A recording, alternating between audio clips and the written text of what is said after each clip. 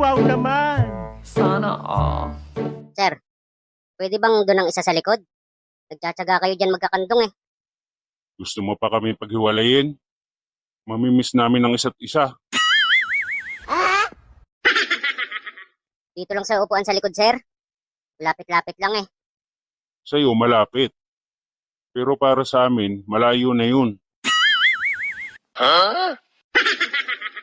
Ayaw namin na nagkakahiwalay kami kahit saglit lang. Sana all. Arte naman ng mga to. Ang corny nyo. Baka naman mahuli ako niyan. Bawal yung dar sa unahan. Hindi ka mahuhuli, akong bahala. Ako ang boss ng mga enforcer dyan.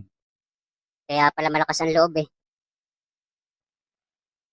Dave, bakit ang ingay? Natutulog ako. Kita mo na, Brad. Naabala pa tuloy ang tulog ng bebe ko. Ingay mo kasi. Dave, sa akin ka lang tumingin.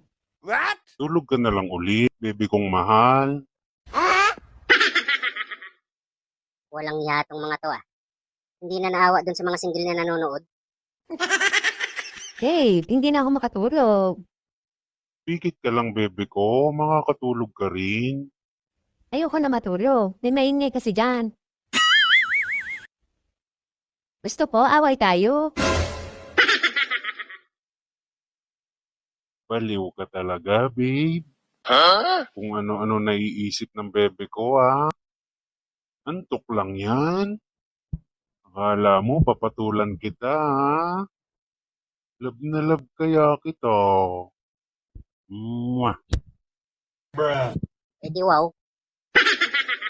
Dave, kawawa naman yung driver. Bakit naman? Iingit na ingit sa atin eh.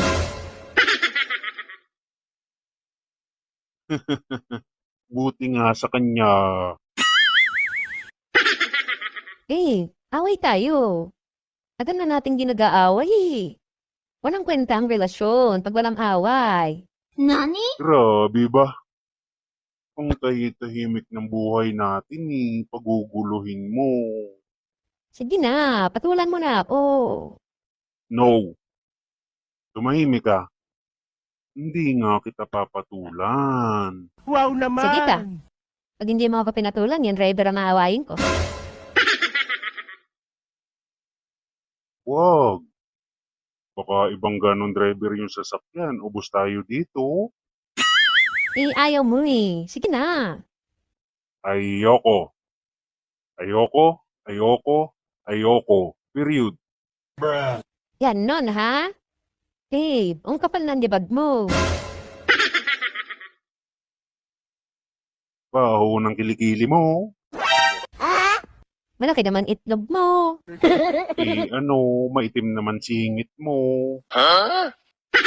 Eh, supot ka naman. Hoy! Kung mag-aaway kayo, kayong dalawa na lang ha. Hindi yung nandadamay pa kayo.